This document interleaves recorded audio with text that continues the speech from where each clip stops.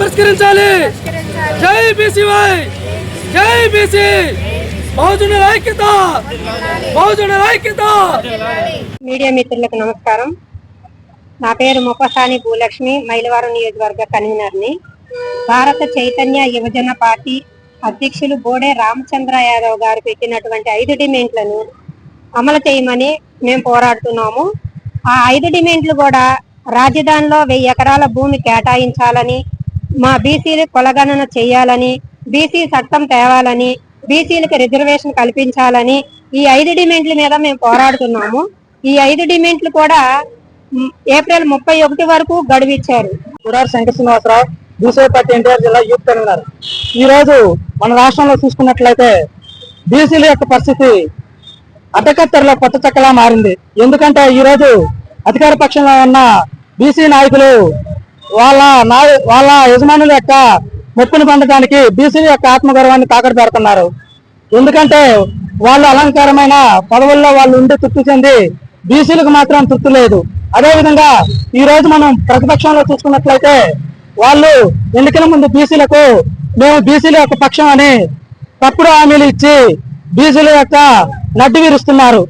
అంతేకాకుండా ఈ రోజు మన బీసీ పార్టీ బోడే రామచంద్రరావు గారు బీసీల యొక్క ఆత్మగౌరవానికి సంబంధించి 5 న్యాయపరమైన డిమాండ్లను ప్రభుత్వం ముందు ఉంచితే అటు పాలకపక్షం గాని ప్రతిపక్షం గాని ఇంతవరకు స్పందించకపోవటం ఆశాస్పద విషయం. అలాగే ఈ రోజు మన రామచంద్రరావు యొక్క 5 డిమాండ్లు: బీసీల యొక్క రక్షణ చట్టం, బీసీల యొక్క సమగ్ర కులగణన, బీసీల యొక్క 44% రిజర్వేషన్లు, అంతేకాకుండా 1000 ఎకరాల భూమి అమరావతి రాజధానిలో బీసీలకు కల్పించి బీసీల యొక్క అభివృద్ధికి, బీసీల యొక్క కుల భవనాలకు ఇచ్చి బీసీలకు అమరావతి రాజధానిలో ప్రాధాన్యత కల్పిస్తారని ఈ ప్రభుత్వాన్ని బోడే రామచంద్రరావు గారు డిమాండ్ చేస్తున్నారు. కానీ బీసీలను ఈ యొక్క పాలక పక్షాలు ప్రతిపక్షాలు బీసీలను ఏదో పట్టలు తిక్కునేవారు కానీ, లేదా బీసీలను గొర్రెలు కాచుకునేవారు కానీ, లేదా బీసీలను ఒక వడ్రంగి పనులకు, లేదా బీసీలను వాళ్ళ వృత్తులకే పరిమితం చేస్తున్నారు. కానీ బీసీలు అంటే బీసీలు తమరు ఈ దేశానికి, ఈ రాష్ట్రానికి బీసీలు సమర్థవంతంగా పాలించే పాలకులు.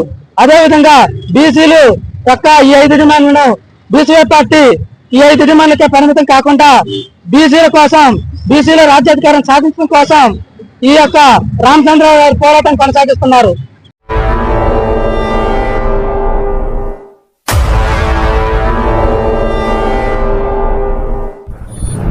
ప్రజా టీవీ, ప్రజాపక్షం, ప్రజల కోసం. మీ సమస్యను ప్రజా టీవీకి తెలపండి. ఆ సమస్య పరిష్కారానికి ప్రజా టీవీ కృషి చేస్తుంది. ఓకేనండి, విన్నారు కదా. మా ప్రజా టీవీని సబ్స్క్రైబ్ చేయండి, షేర్ చేయండి, అలాగే కామెంట్ కూడా పెట్టండి, నచ్చితే లైక్ కూడా చేయండి.